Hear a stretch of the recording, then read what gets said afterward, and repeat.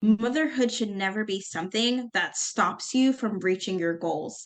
It should be something that goes, wait a second, I just need to figure out how to redirect how I'm going to get to my goals, but I'm still going to reach my goals because at the end of the day, I like to say this to myself, I am so much more than a mom, right? Like I'm a woman, I'm a person, I'm a wife, I am a daughter, I am a sister. I am so much more than a mom. I love my son. He's the best thing that has ever happened to me on earth, but I have to prioritize myself. And my business is prioritizing me, and having that self care is golden.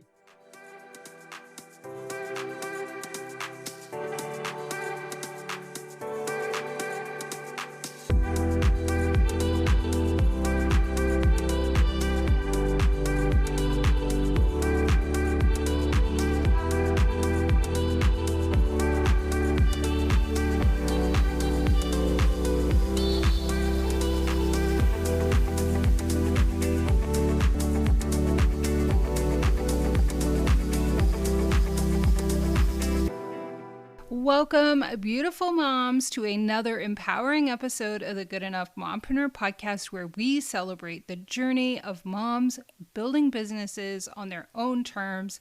I'm your host, Angela Mishuli, and today's episode is an absolute treat because we have a phenomenal guest joining us. She is a 3-time multi-six-figure business owner, a seasoned business coach, podcast host, and an inspiring speaker. Get ready to be inspired and motivated by the incredible journey of our guest, the unstoppable Cienna Kopischke.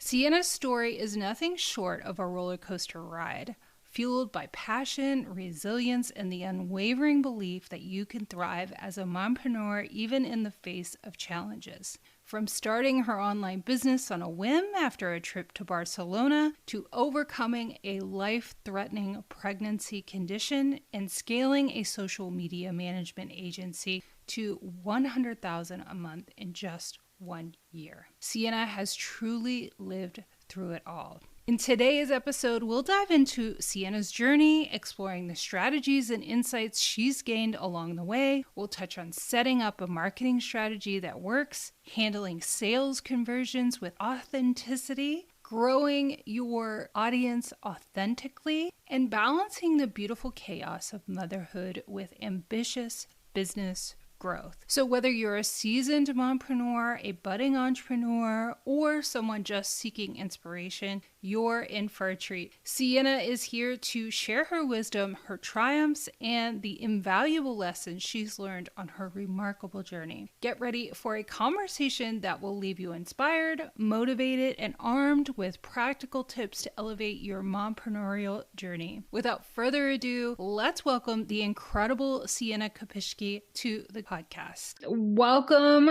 You are a military spouse after my own heart. You are doing such amazing things, and with a very young child, which is kudos to you. You should be applauded just for, surviving the day when you have little ones.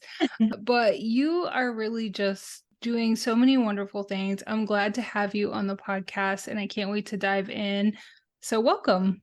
Yeah, thank you so much for having me. I'm really excited to chat with you and just for us to kind of talk about how to really grow a business, not just in motherhood, but in general, right? Right. Yeah, no, you are really doing some amazing things and have grown your business to impressive heights. And we were talking before we started recording, and you're now doing paid speaking engagements. And so it's so exciting, and I look forward to sharing your story. So can you dive in for listeners and give them a little sense of your background and what was going on, and how you transitioned to what you're doing now? Yeah. So I always tell people this is such a long story, right? Like how did I get to where I am now?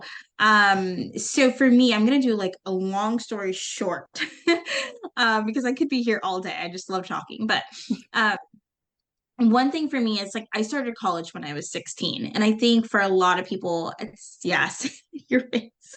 I love it. Yeah, I can't believe I didn't tell you that when we spoke. No. Yeah, I was 16 years old when I started college, Hmm. and I really did not know what I wanted to do. And I am the type of person that is influenced by the media. Like, so I have to be careful about what I watch and what I listen to because Elle Woods stole my heart. She went to Harvard. I'm so serious. She went to Harvard and she became a lawyer. And I was like, if she can do it, I can do it. And I was like sold. And I was just a legally blonde girl, although obviously I'm not blonde, but like Elle Woods and I were BFFs in my brain. And so I was like, I'm gonna go to I'm gonna go to school and I'm gonna become a lawyer, right? So I when I went to college, I studied business because my goal was to become a corporate attorney. Boring, obviously, but that was my goal. And Yeah. then I realized I cannot pass accounting. I took accounting twice and I failed miserably both times. And I was like, okay, I got to get myself together because I have to graduate at some point and I can't graduate unless I pass this business class. So then I started watching Grey's Anatomy. Again, I am super influenced by television shows. And so like I mean I was a teenager, right? So like you can't fault me, but I started watching Grey's Anatomy and I was in love and I was like, "Oh my goodness, I don't want to be a lawyer. I want to be a surgeon." So I started studying medicine. I even went abroad to Germany for 30 days in 2017, and I got to study under all of these surgeons, and it was amazing. Like, I was in the OR and I was just like taking notes, and I was learning, and I was traveling Europe, and it was the best time of my life. And then my dad called me and said, Sienna, you need to figure out what you're doing with your life. Otherwise, I'm not going to pay for your education anymore. And I was like, oh, dad, like, why are you being like this? But also, again, I was a teenager. So, well, in 2017, I was 20. So, like, some years had gone by. I still hadn't, like, graduated yet. And I needed to graduate quickly. And that's why my dad was like, if you do not get your degree, I'm cutting you off financially. I'm not paying for any more of your school. And so I closed my eyes and I held a piece of paper with every single major that my university had on it. And your face is so funny. I randomly picked a major. And the major that I chose was communication with a track in advertising. And that is what I graduated with a year later. And so I I finished up my schooling. I then went on to do a lot of different internships. One of the internships that I did was for McDonald's. I worked on the McDonald's campaign as their social media manager. And I really got a lot of exposure because I worked in such amazing industries and like under such huge agencies and businesses that did advertising for other companies. And so for me, I got a lot of experience. And so fast forward in 2019, I was working a corporate job that I thought was my dream job because I finally landed a real job in a corporate setting in advertising. And I was a digital campaign specialist and I had 70 multi-million dollar accounts under my belt. And I was fresh out of college and I had no idea what I was doing. In 2019, I quit my job on a whim because I found plane tickets one day to Barcelona and I was like, I'm going to Spain. And yes, I'm a random spontaneous person. And so I went to Spain and on a whim alone by myself. And one day I just found myself walking the streets of Spain and I just started crying. And I realized I hate my job. Like, I love what I do, I loved what I did, but I couldn't stand the environment. It was so toxic, it was so heavy, and I had been holding that in and for this job that I thought I wanted. And so what I ended up doing was I just quit. I came back to work. I had no plan B. I had a lot of bills that I had to pay because I was living on my own at the time as well. And, my car payment, insurance, all of these things, my rent. And it was hard. And I had to figure out how I was going to pay my bills, but I knew I just couldn't do it at this job anymore. And so I Yeah. quit. And then 2 weeks after I quit, I started a company called Your Life Travel Club. and I hosted international retreats for women around the world. It was the best thing that I've ever done in my life. But as everybody knows, that was in 2019. 2020 came, COVID shut down the world, which means there was no more traveling, there was no more trips. And the business that I had just started completely crumbled underneath my feet. And then I started a podcast and I was like, okay, I can't travel, but I can have a travel based podcast. And so I started interviewing these wonderful people who I met through Instagram. And they told me these awesome, crazy stories about their travel experiences. And my podcast became so listened to that I started getting sponsorships. And that is how I survived. I was making about $10,000 a month just from my podcast alone. And I knew that this was it for me. But then in 2021, I got pregnant with my son and I was diagnosed with a condition called hyperemesis gravidera. If you're not familiar with that, it affects only 2% of pregnant women worldwide. And I happen to be one of those 2% of people. And I was vomiting 120 times a day for 9 months straight. I weighed 70 pounds and was hospitalized over 13 times. So obviously, I could not speak, which means I could not podcast. And there goes yet another business that I had worked so hard to build and to grow down the drain. 1 month after my son was born, I didn't know what I wanted to do. And I said, well, I have a degree. I'm going to utilize my skills. I'm going to stay at home with my child. And so I started a social media management agency. And within 6 months, we really scaled. And now I am a business coach. And that is how I got to where I am today. Oh my gosh. And you have, multiple times created successful businesses, and you are very young. I mean, it's like, I wish I would have come to that realization at your age. I mean, oh my gosh. What do you think that really, like, that would have been like one of those things would have been an excuse for somebody to just stop? Yeah. So what was it that just kept propelling you forward?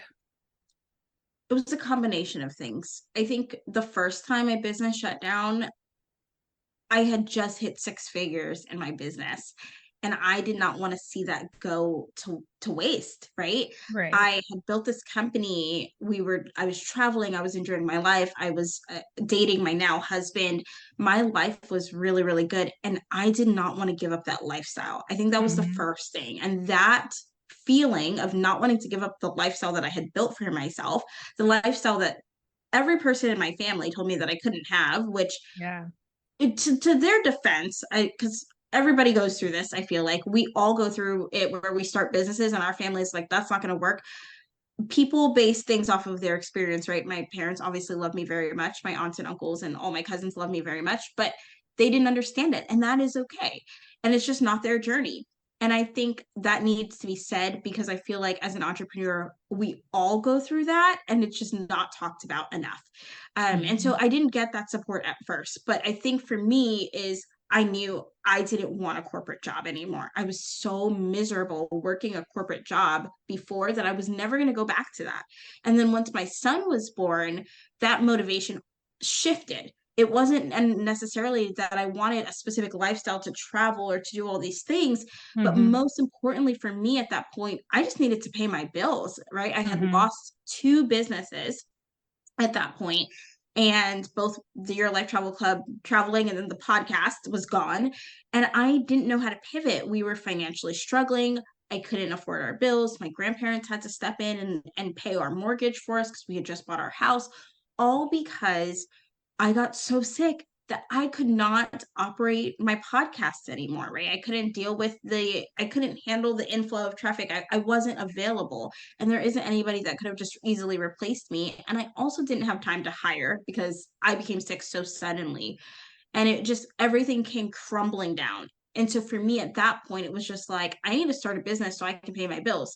I did have a conclusion that maybe I should go back to work. But when I started applying for jobs, I wasn't getting any jobs other than the ones that were paying me very, very low wages. And for my experience in the digital marketing and social media management world, I just feel like I need to get paid at a specific amount at this point of my career. And so I wasn't able to land the higher paying jobs. And I knew that if I couldn't land a high paying job, I can't put my kid in daycare, which would not even equate to me going to work in the first place. The money would eat itself and there would be nothing left. And so I made that conscious choice of, okay, it's no longer about traveling. It's more about how can I take care of this human that I created, that I birthed, that I have the responsibility to take care of, and also make sure that my bills are paid. And so I worked so hard. I worked around the clock 24/7, which I do not recommend. And if I had to do it all over again, I would do it differently. But I did work very hard to get my business to where it was when he was born. And I regret it because I feel like even though I was present, I wasn't present with my child the way that he needed me to be when he was a newborn. And that hurts. Hmm. Yeah, I mean, that's what sometimes though in business we have to make these short-term sacrifices. So now you have a business where you can work the schedule that you want and be Right. present with him. That that is just so important. So, Yeah. I mean, the fact that you made it through that, oh my gosh, I just like that is so much. So let's talk about, I know you're passionate about helping people who are entrepreneurs or want to be entrepreneurs really make a difference in their business because, there are a lot of sticking points. And there is, I think one of the hardest things in business right now is trying to figure out who to listen to or Mhm. building your intuition to know what's right for you. Quite honestly, that to me is number one. But especially, you obviously have lots of marketing expertise. Why not? I'm just gonna give you the floor and you tell us, what are we getting wrong about marketing? What do we need to focus on in our marketing? What do you wish people knew? I I wish people knew that you can do whatever you want when it comes to marketing your business. And Hmm. when I say that, this is what I mean. If you are the type of person that curses a lot in real life to your friends, to your family, and that is just the language that you use, please, for the love of all things that is great and awesome, curse in your marketing. And I mean it with like such confidence. I personally am not the type of person I don't curse in my everyday life. So that's not going to be natural to me. But if I were someone who cursed often, I'm going to curse in my marketing. Here's why. Because if somebody hires me and I all of a sudden am like saying curse words in casual conversation to that person that had just hired me to be their coach, now they're getting a completely different version of me. And for some people, that may not mesh well with them. And so now you are trying to filter yourself behind the scenes because you weren't honest and authentic up front. So when I say, if you're the type of person that curse, all I'm saying to you is be authentic. If you are the type of person that's constantly saying, "Hey girly," in your personal life to your best friend or whomever, say that in your marketing. Be yourself, be authentic. And I think there's a problem here. Like this word authentic keeps like popping up all over social media, but we don't really take the time to define what it means. It just means however you would naturally communicate with your friends and your family members is how you should communicate on social media. Because what's going to happen is, while you may repel people, I'm going to be honest, those are not your people anyway. And even though you are repelling people through your marketing because you're using a tone that is more natural to you, you're also going to attract a lot of people who love what it is that you do. I've said this so many times. If you go on my social media, you'll see it. But like, I do not believe that you should hide behind a screen and be inauthentic to yourself. You need to be who you are. And so when I show up to my audience, I show up the same way that I show up if I was talking to my best friend, the same way that I would show up if I'm talking to my husband, right? Or my child. This is the way that you have to be in marketing, and really just putting yourself out there and not being afraid to be you, regardless of what anybody thinks. is going to be the number one key to growing your business sustainably. Yeah, I'm glad you said that, because that's another thing that I don't think we talk about enough, because there's so many people out there. It's their job to give you a sense of, don't do that, do what I tell you. And everybody's trying to chase what everybody's telling them what to do. And they're just not, and they don't know who they are. They don't know their authentic voice. They don't. And I think that's such an easy trap.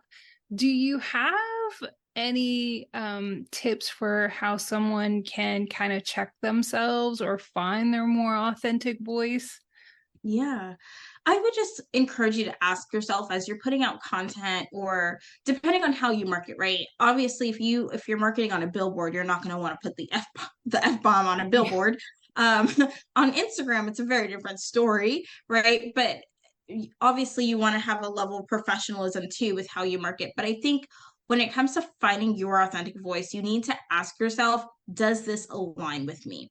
Is this is this something that I would say to my friend? And if you Mhm. can realistically say, no, I would never say this to my friend, then you shouldn't be putting it out there. And what I mean by that too, I want to give an example. I have a lot of clients recently that are bookkeepers. I find that to be awesome, but also strange. I don't know how I've attracted so many bookkeepers, but I love it. So recently I've developed a lot of bookkeeping clients. And so when you are dealing with bookkeepers, you hear a lot of things like, quarter four is here. Is your taxes ready? Okay, that sounds Uh-huh. really, really boring, right? Like if I'm reading that on my screen, I personally am a business owner, but I don't care about whether or not my bookkeeping is up. Like I care to an extent, obviously, right? We all do. But I think we have to drive home why it matters to that person. And realistically, if you are that bookkeeper writing content like that, you're not going up to your mom going, quarter four is around the corner. Are your books no one is talking like that. Like talk to your audience the way you would talk to your BFF. And so if you would say, hey girlie, are your books up to date, something along those lines instead, right, Yeah. then that's how your marketing should come across, and that is how you should sound. And so I just encourage you, anybody listening, to ask yourself if this is how you would talk to your friends, and if it's too dry and too boring or not you, take it out and redo it. I like that. I like that, because I do think that we can get so wrapped up in our own head and what we do and the professional vernacular. I'm sure I've been guilty of that too. So I love that, because yeah, it's just so hard to imagine that person who might be reading your content. Yeah. So, what are some of the, I don't know, if you were starting all over again, how would you approach or advise somebody to put their marketing strategy together? Like, what should they focus on? Yeah, that's a great question. So I have a whole process, right? And I Mhm. think your marketing strategy also goes hand in hand with your sales strategy. So if you are brand new to business, or even too, if you're not brand new to business, like like you've been in business for up to 5 years, right? Because the first 5 years are so critical and crucial. I would say there's a couple of things that you need to identify. The first one, and this is going to be so basic, but the first one is you have to identify who you're serving. Because if Mhm. you don't know who you're serving, you are serving everyone, which means that you are serving no one. Okay. So I think that is going to be the first step. You really have to identify, who is this for? And if you're like, Cienna, I just sell candles. I don't know who my candles are for. I like to use this analogy because candles is a broad thing that anybody can buy or utilize, right? But you have to think about, how do these candles smell? Are they feminine in nature? Do they smell like flowers, or do they smell like campgrounds, right? If they smell like the forest, I'm obviously not going to market these candles to a women. I'm probably going to want to market these candles more to men. If they smell like cherry blossoms, then I'm going to probably want to market them to women, right? Yes, anybody can buy them. A man can have a cherry blossom scented candle in his house. Sure, not saying no, but you have to be able to identify who it is for and be very clear about who it is for. And that's a step number one. The second thing is you really have to identify what is your um what is your value proposition in the market? And so that sounds really big, boring, but this is important. And so what I like to encourage all of my clients to do is to do a competitive analysis. When you sit down with me and you work one-on-one with me, this is one of the very first things that we do, because too many business owners skip the strategy and the planning in their business. And all that does is cause you to work overload because you don't know what you're actually doing in your business. You just know that if you do something, maybe some clients will come in or customers will come in, but you're not actually taking the necessary steps to grow. So you need to go back to the drawing board. I don't care if you're 0 days into your business or you're 135,000 days into your business. Go back to the drawing board and do a competitive analysis. Where is your value proposition? Are you pricing yourself higher than the market, lower than the market, in the middle of like average in your market, right? Where do you stand price point wise? Because that is going to make a huge difference on also who you're even attracting. If your prices are lower than your competitors, then you may want to increase your pricing to be competitive with everybody else. And you may say, but if my prices are lower, I'll get more people. That's not necessarily true. Not everybody likes things that are necessarily cheap, right? Some people, and I say cheap, quote unquote, right? It doesn't mean that what you're doing is cheap, whoever's listening, but what it does mean is that people do look at pricing to determine, oh, this may not be of value and I'm going to go somewhere else. And you could be losing customers and clients because you're not pricing appropriately to the market value. If you're pricing too high, maybe you need to come down, right? And so these are things that we look at. The next step of this process is going to be for you to understand, does your pricing support your sales goals? So you may say, Cienna, my goal is to get $100,000 a year, right? You want to personally take home $100,000 a year. Okay, but you're selling a candle for $5 and you're making that candle all by yourself in your shop. And so if you sell that candle for only $5 and you're at home making that candle, I don't even know, I'm not a math girly. I can pull out my calculator here. But if you are selling, let's do $100,000 you want to make, and you're selling it for $5, you are going to have to sell 20,000 candles.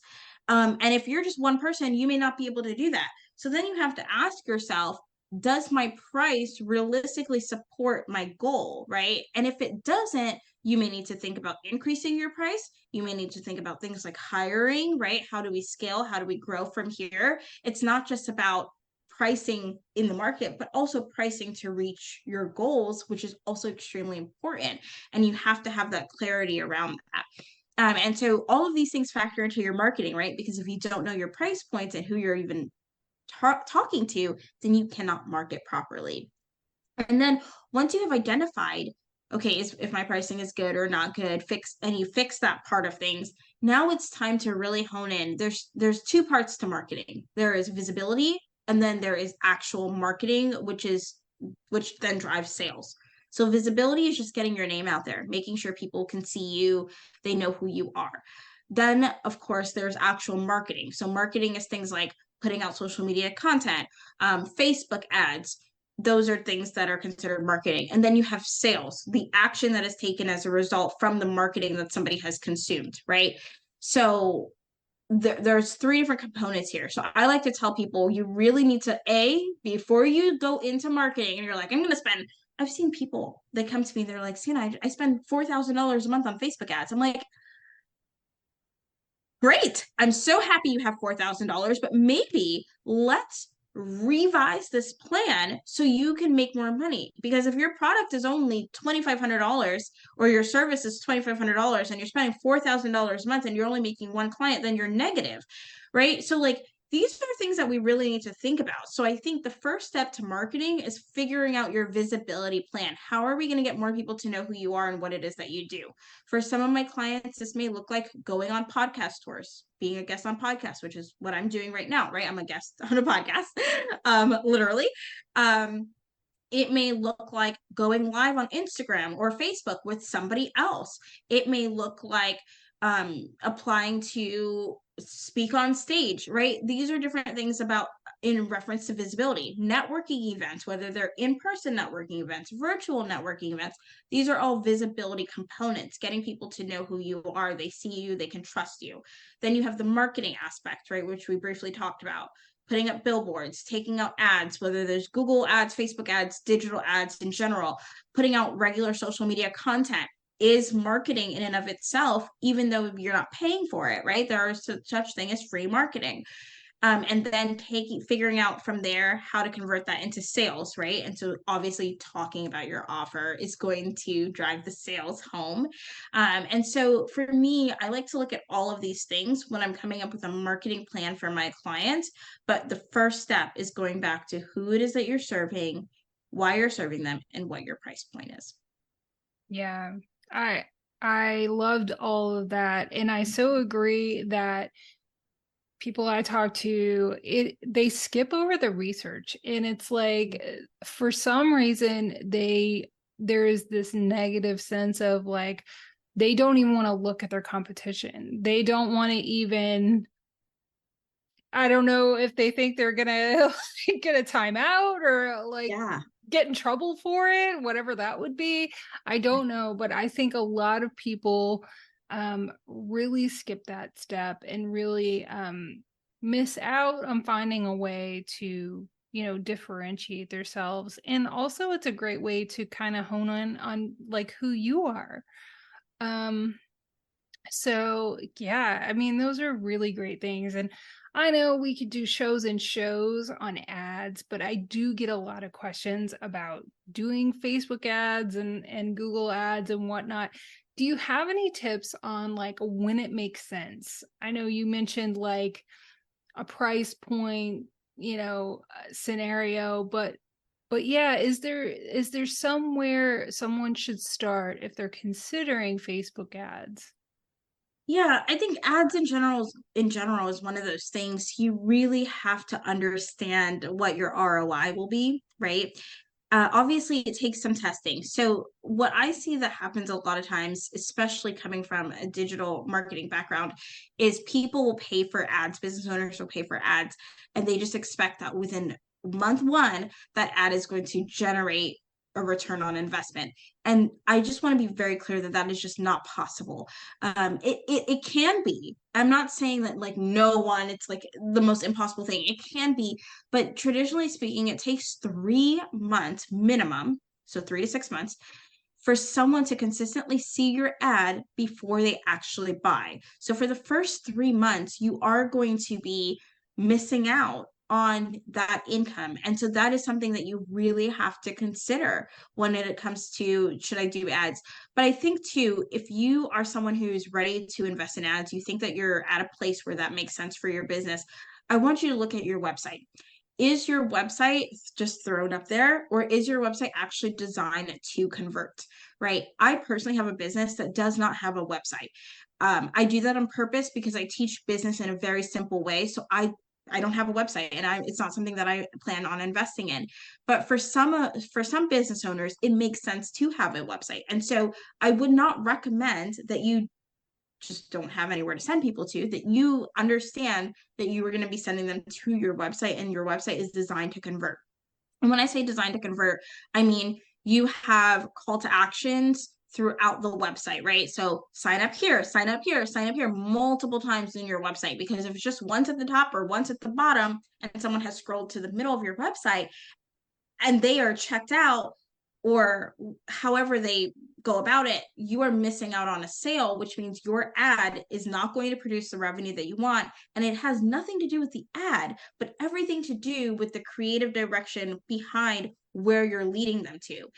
And I think that's another point too. It's like if you are leading them to your website, please don't take them to your homepage, right? You need to take them to a page on your website that talks directly about what your ad discussed. So if your ad is, maybe you are a business coach listening to this, I'm not sure, but let's say that you are a business coach listening to this and your ad is saying that you can help someone make $10,000 a month in their business within 6 months, and you just take them to the homepage, and your homepage is about you and it kind of talks about your services but not really, you have lost that person. So making sure that your funnel is set up appropriately, and that it doesn't take so many clicks before somebody has to buy from the page that they're on. I've also seen it where some people have directed their ad to go straight to the checkout page, right? You have to think about yourself and put yourself in the consumer's shoes. Would you be ready to buy if you had just found out about your own business today? And the answer is going to be no, right? Most people don't just go, snap my fingers, I'm going to go invest in this person or this company that I've never heard about before, right? We don't do that. We look at reviews. We need testimonials. We need proof that this is not a scam and that this person is actually going to be able to help me do X, Y, and Z, whatever it is that your transformation is.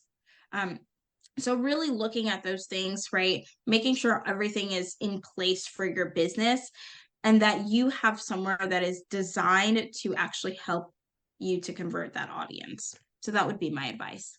Yeah, I have seen all of those things. Yes, not being intentional about how you want to use an ad, just not giving it enough time. And then, all of the, just not really looking at the cycle of what they're trying to achieve. And not serving first, serving, and then providing, your paid offer. Hopefully you have some unpaid offers, but all of that was just so good. It's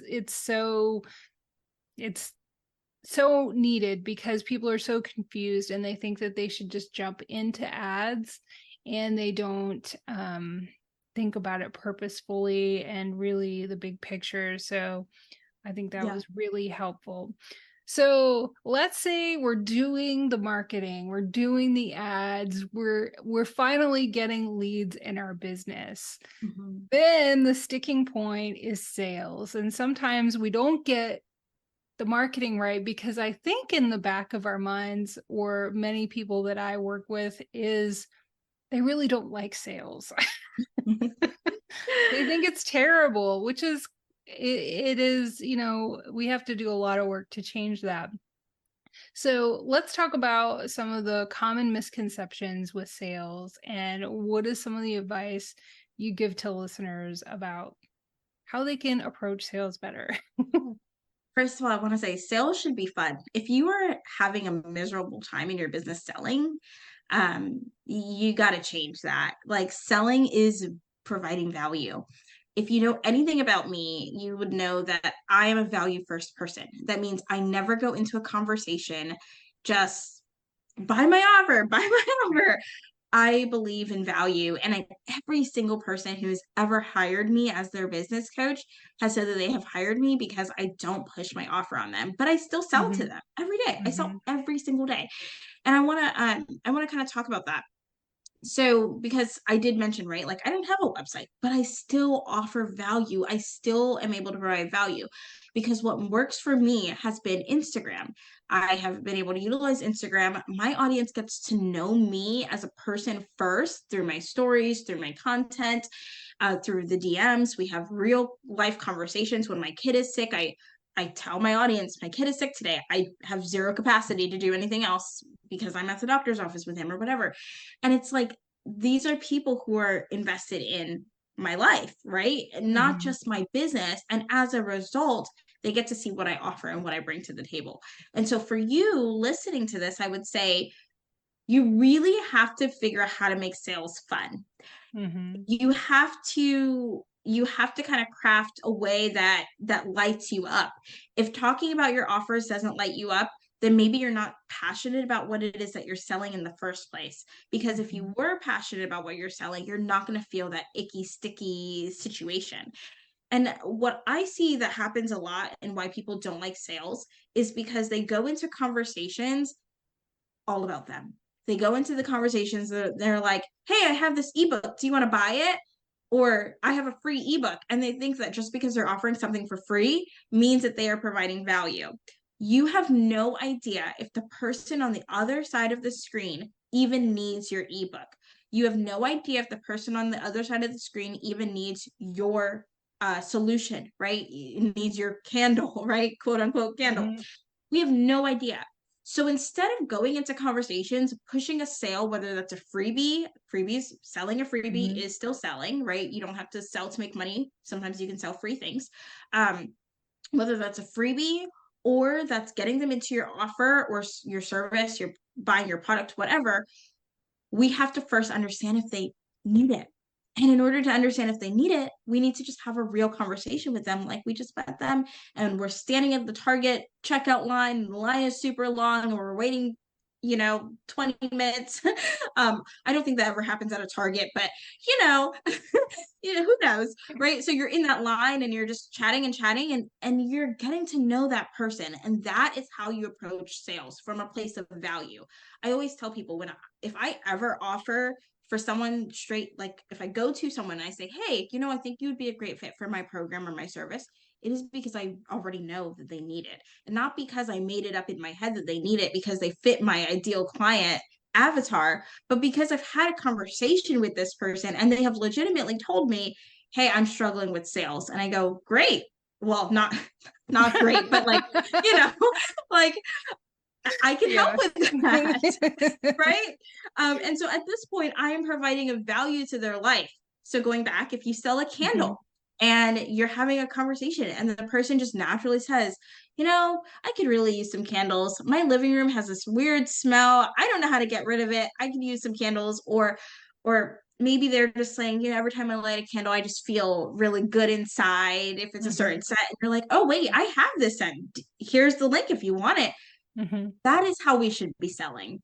We should never be selling from a place of, oh my goodness, my goal this month was to make $5,000 and I've only made $2,000. Who can I talk to make the extra? No, stop doing that. Like start selling from a place of, I can help you with a solution that you realistically need help with. Yeah. Yeah. Not being judgmental. I mean, it might work for some people, but I've literally seen people say, here's my goal, help me reach my goal. Oh my it's goodness. like, okay. It's so weird. Someone actually cold messaged me on Instagram yesterday. And it's one of those companies that they they sell likes and follows to your account. And so he sent me it was a guy, and he sent me this message and he's like, hey, Cienna, I just gifted you 200 likes on this picture. And he did. And I was so upset because it hurts the algorithm. These are not real people. These are bots. Yeah. Everybody can see that. And now I have like 300 and something likes on a picture that should not have that many likes from fake people. And then he sent me another message and he's like, I would love the opportunity to help you grow your business. Do you want to grow? I can gift you followers, 10,000 followers. And I had to immediately send him I wasn't going to respond at first, but then I realized he already made all of these fake accounts like my picture. So I didn't want, to 2 seconds later have 10,000 fake followers. And so I had to send him a message immediately. I was like, please do not send me any followers. I do not want to grow. Yeah. and he sent me a message back and he's like, you're crazy. Bye. And I was like, I'm not crazy. I understand how marketing works, and you're hurting my business by doing this. This is not a need for me. For some people, they need followers depending on what it is that it is in their business model. But this is not a need for me. I don't need followers. What I need is for my current followers and I to have a deeper relationship with each other. So this way they can trust me, and vice versa. I can trust them. I can refer people to them and I can buy from them too. So that's what I need. Deeper relationships with my current audience, not new followers that will never buy from me and I will never buy from because they're fake. I know. I'm so glad you brought that up because it's so ridiculous. We chase this numbers game and people can have 1 million plus followers and zero in the bank. I mean, it doesn't equate what you're earning, and we should really focus on that for sure. So I don't want to spend too much time on it, but that you mentioned it, that about building this relationship with your followers. How do you intentionally cultivate that? Because I think that is so valuable. And I loved your whole example of, this real world situation of just talking to somebody in the checkout line, because that's something we all know how to do, I think. At least I do. I get that. So I thought that was really helpful. Yeah. So for me, I love when people follow me. And when someone follows me, I immediately will I won't follow them back depending on what it is that they do, obviously, but I will send them a message and I will say, hey, and I will always use their first name. This is important, guys, because it creates a relationship between you and that person, right? So Mm-hmm. I'll go to their page, I'll look up their content. If I like their content, I'll follow. I don't believe in following for follow. So I don't follow everybody back that follows me. But what I do is I will look at your page. If I love it, great. I'm going to hit follow. Whether I love it or not, I'm going to message you and I'm going to say, thank you for following me. You know, Mm-hmm. I see that you do X, Y, and Z.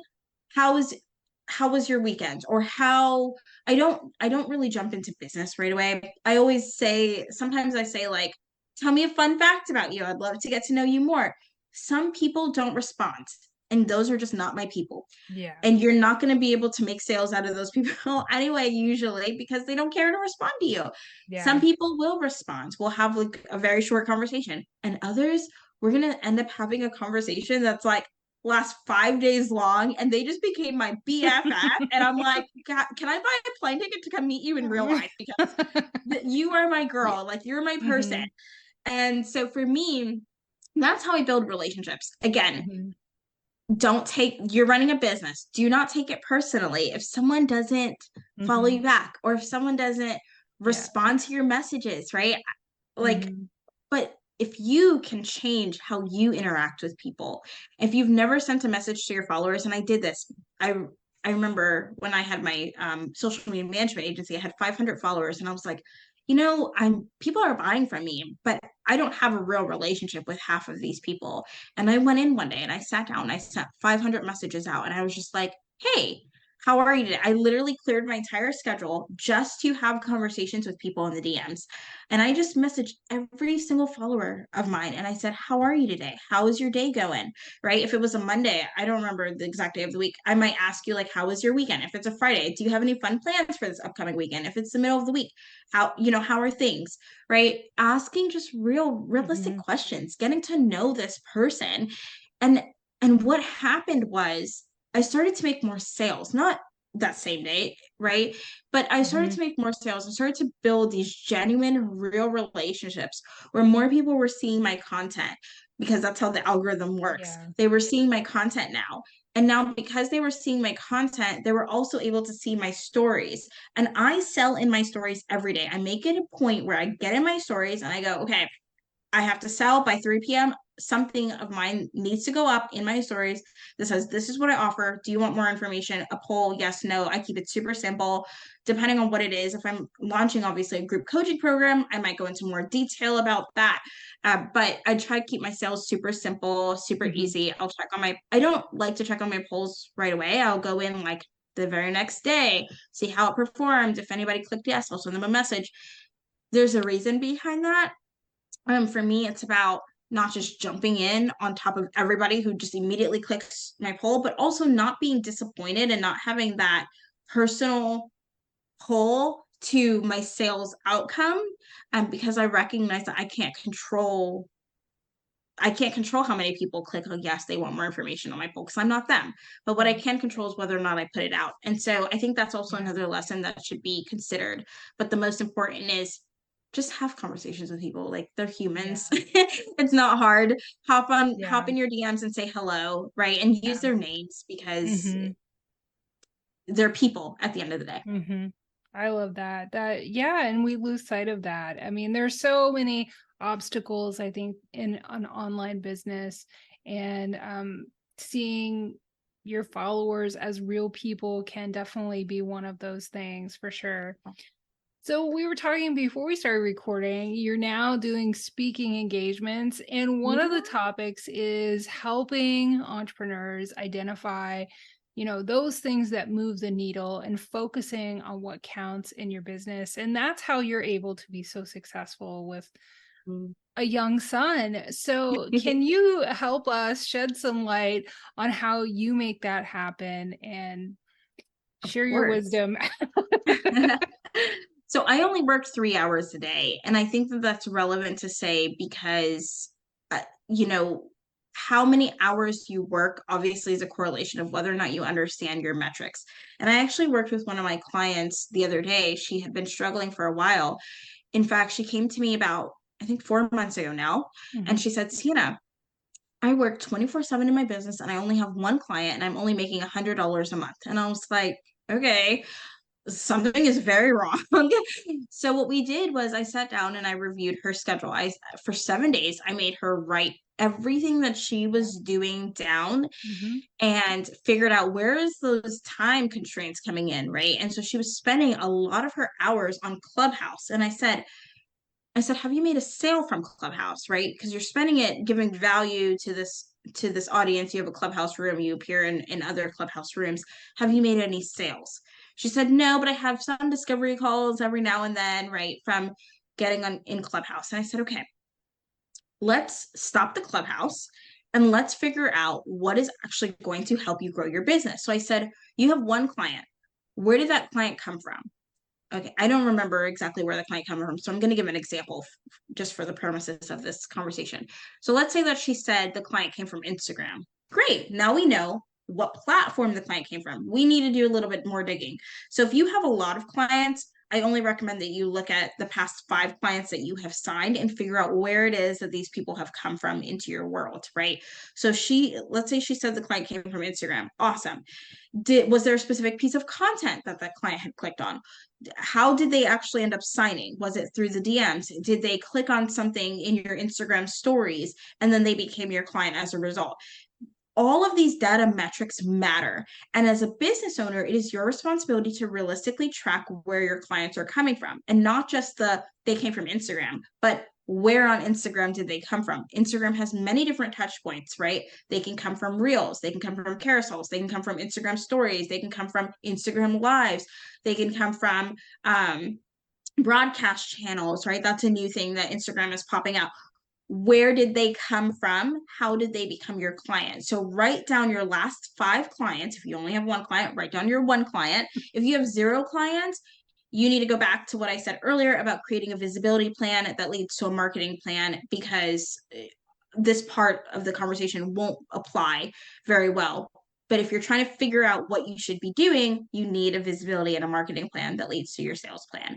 And so realistically, at this point, having that data, going back to that data, is going to tell you what you should be doing to land your clients. For me personally, every single person I've ever signed has come from my stories, and not even the hard sell stories where I'm saying, do you want my offer? Yes or no? Because I'm going to be realistic with you. I post that every single day. I almost get no clicks. Actually, yesterday I had a click and the person actually bought from me and signed on one from me yesterday. But that rarely happens. Mostly what's happening is people are buying from me from my soft sell stories. So these are stories where I'm talking about what it is that I'm doing, but I'm not inviting them into my offer. So like, for example, I might take a picture of my client and I in a one-on-one call, and I will go, I had the best one-on-one call today. And then in another story, I will talk about what my client and I uncovered and unpacked in that one-on-one call. What was the transformation of that call? That is where my clients come from. It's not me actually selling, it's just me talking about what it is that I do. But for some of my clients, I have one client, for her specifically, I'm going to call her client E because I don't want to use her name. Client E, she gets her clients from directly selling on her stories and saying, hey, that I have 2 spots available for my service. Do you want it? Yes or no? That's where her clients come from. And so because of that, that takes 30 seconds to put together. She's not spending hours and hours on making herself available. All she does every day is connect with her audience and post in her stories. And that's it. And that's what, maybe like an hour a day of work, but that's how she's able to make her income.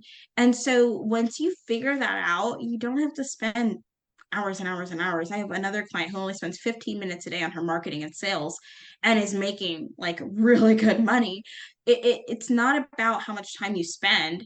It's about figuring out what you need to be doing. So you're spending less time doing those things and more time serving your clients. Yeah, there is that whole thought behind, if I'm going to ask this price, I have to work really, really hard for it. And that's just Just not true. something you have to unlearn. Totally. I know we're getting close to the end of our time. I could talk to you forever. You've got such great experience. And I mean, it's so valuable. But I'd love to get a sense too of like how you're juggling motherhood and business. And I love that you're like, I work 3 hours a day, because one of the big things I hear is I can't start my business or I can't grow my business, I don't have the time. Yeah. So was parenthood kind of a blessing in that way, because it made you get super focused on moving the needle, or how has it impacted you? Yeah, parenthood in the beginning. So my son is almost 2. He'll turn 2. Oh, it's October now. Um, he turns 2 at the end of this month. So, and by the time this episode airs, he will Yeah. be 2. So I will say when he was a newborn, it stressed me out. I had no idea how to manage my business and my child all at the same time. I think, with him being awake all the time and, trying to all the things, it overwhelmed me a lot and it caused me to burn out very quickly until I hired a team. I don't recommend that. Again, like I said in the beginning of this episode, if I had a chance, I would do things a lot differently. And someone actually approached me the other day, and she's a brand new mom, and she's, her baby's a newborn. And she's like, I'm trying to run this business, but I'm getting frustrated because I'm working when the baby's awake, but the baby doesn't sleep at night, and I don't know when I'm supposed to work. And I said, let's dial this back. Let's first figure out what are your move the needle activities. What do you need to do every day? Like, how are you serving your clients? How much time goes into that? And how much time should realistically go into what it is that the activities you need to do to bring on more clients? And when we identified she realistically only needs to work 2 hours a day to accomplish making sure her clients are taken care of and that she's able to market herself to bring on, new clients. And so once we've identified that, I said, okay, how long is your baby's naps? This is a key. So I hired a sleep consultant. Everybody is different. We did not do the cry it out method with our child. We did like a gentle sleep training thing. So he never cried, which was awesome. But it helped me a lot because now I can structure his naps, right? And so I recommended that to her, not to sleep train her child, but because I'm not a parenting coach. But what I did recommend to her is utilize those naps to get done what you need to get done. If your baby only is going to nap for 30 minutes, just take your 30 minutes and do what you can do. And whatever can't get done in those 30 minutes needs to wait until baby goes to sleep. Or we need to figure out waking up early if that works best. Obviously, as a mom, you still have to get sleep yourself. So I'm not going to tell anybody to jeopardize their sleep to work around that type of schedule. But what I will say is nap times are a blessing. If you can get your baby to sleep longer stretches of a nap, my son takes 2.5 to 3 hour nap. That's my entire work. The minute I put him in his crib in the room right next door, I immediately walk into my office, I sit down, and I start working. And that's it. When he starts crying, I get up, I shut my computer, and I'm done for the day. If I haven't finished everything I need to do, this is where I utilize my partner, right? My husband.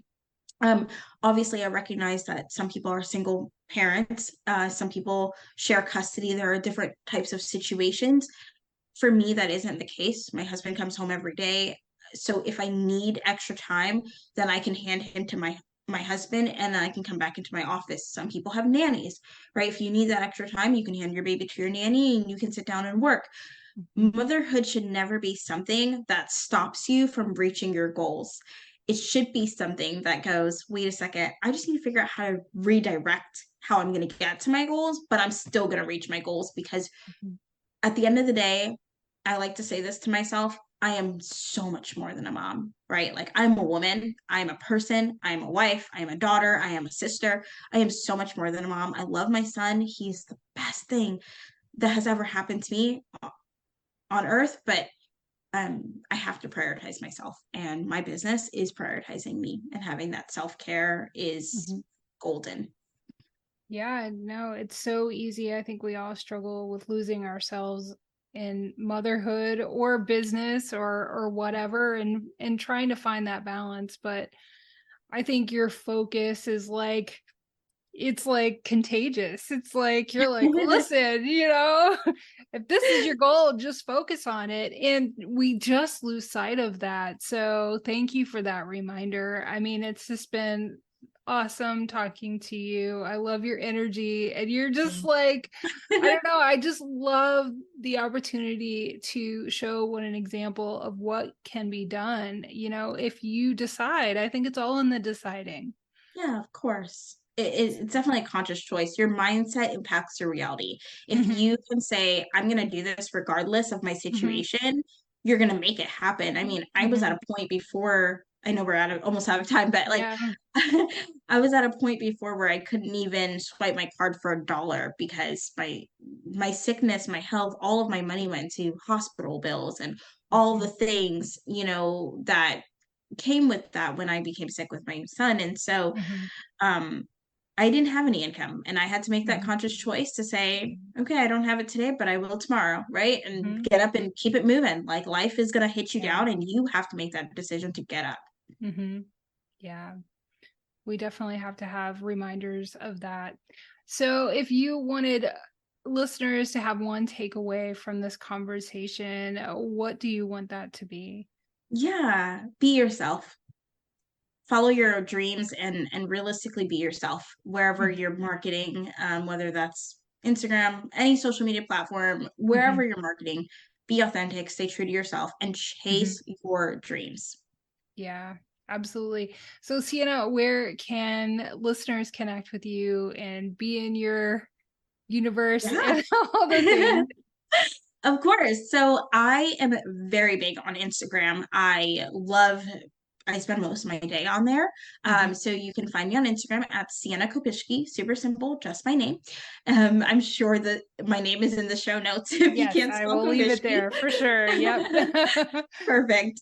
I also have a freebie that really walks you through how to increase sales and figure out what is important to move the needle in your business. And so I'll definitely provide that for you, Angela, to include as well. But I think Mm-hmm. that's going to be huge. It's a ebook and it's very transformational, and it comes with a short video of me actually talking through the ebook, Mm-hmm. and how you guys can really utilize that to grow your business. And so Mm-hmm. yeah, that is where you can find me and connect with me. And if you message me on Instagram, I promise you, I personally will be messaging you back. I do not have a team member that does that. I'm like very big on building real relationships with people. I love that. Thank you, Sienna, so much for joining us. Of course, thank you so much for having me. Yes, absolutely. Wow, what an incredible conversation. Sienna, thank you for sharing your story, your insights, and your incredible energy with us today. If you resonated with Sienna's journey and the valuable lessons she shared, make sure to connect with her. You can find all the links and resources mentioned in this episode in the show notes, including the link to her video she mentioned with the ebook. And to our listeners, your support means the world to us. If you enjoyed today's episode, don't forget to subscribe, rate, and leave a review on your favorite podcast platform. Your feedback fuels our motivation to keep bringing you fantastic content. And also be sure to share this episode with anyone who might find it valuable. As we wrap up today's episode, remember that you are not alone on your mompreneurial journey. We're all in this together, learning, growing, and embracing the beautiful imperfections of being a good enough mompreneur. Until next time, keep thriving, keep growing, and remember, you are more than enough. This is your host, Angela Mishuli, signing off from the Good Enough Mompreneur podcast, and I can't wait to talk to you next time. Bye.